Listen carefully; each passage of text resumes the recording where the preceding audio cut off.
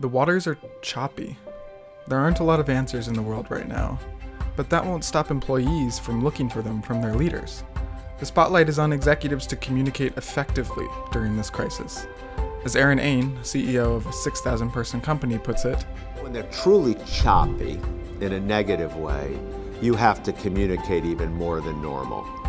PI has gone through restructuring, right-sizing, and moving fully remote in the past 3 weeks.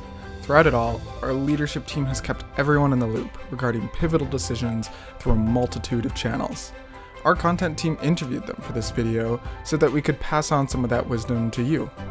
So here are 5 tips for internal communication that you can really check yourself against. Yes, you might have to stitch random sentences together. Tip number 1. Transparency is king. Just make sure you're being certain. There's this saying about, nobody likes being treated like a mushroom, and I'm no different, right? Being kept in the dark and fed organic matter. I think that applies to everybody. So when it comes to it, the more people know, the less they have to make the story up themselves. Of course, this is easier in theory, but if you don't have all of the answers yet, but still want to be transparent, well, there's a very helpful equation for this. The audience that you talk to usually grows as the certainty grows. And I think that's one of the key things that you should be thinking about as crisis unfold. That is to say, keep people in the loop with your guiding principles and how leadership is leaning, but don't cause unnecessary panic with uncertain information. Tip number 2, host a weekly town hall meeting. Every Friday afternoon, we host an internal webinar with our senior leadership as panelists. We call it PITV.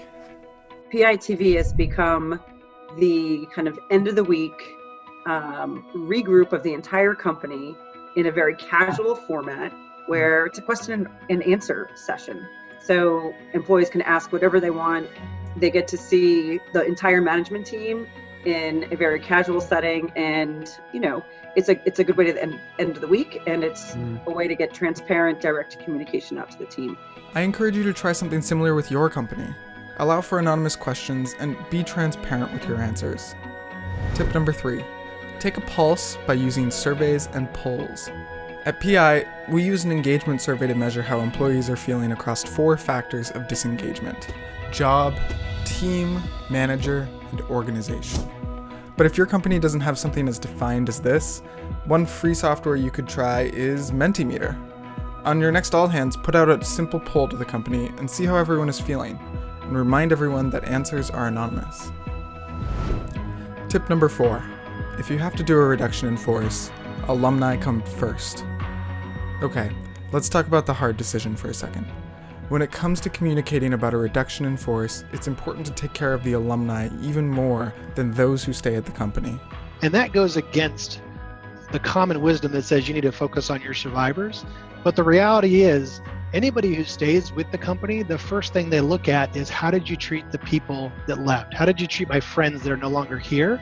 And you can lose all the trust with the people who stay if you don't treat the people who left in a very gracious, empathetic, and genuine way.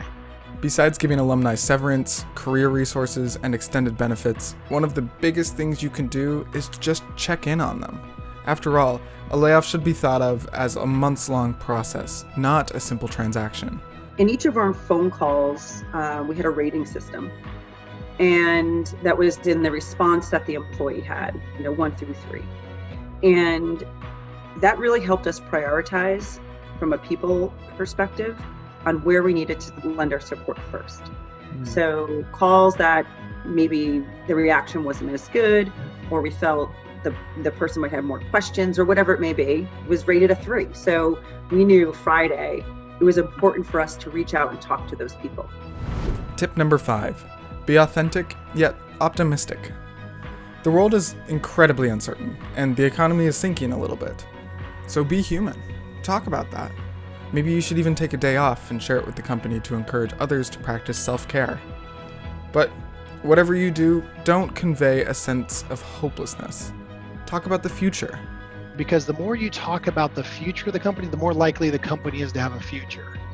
And the reality is, you can't be tone deaf in that, but you also can't omit it from the conversation, because people want hope. They want something to look forward to. You need a pragmatic optimism, because that is in my opinion, one of the best ways to lead through adversity.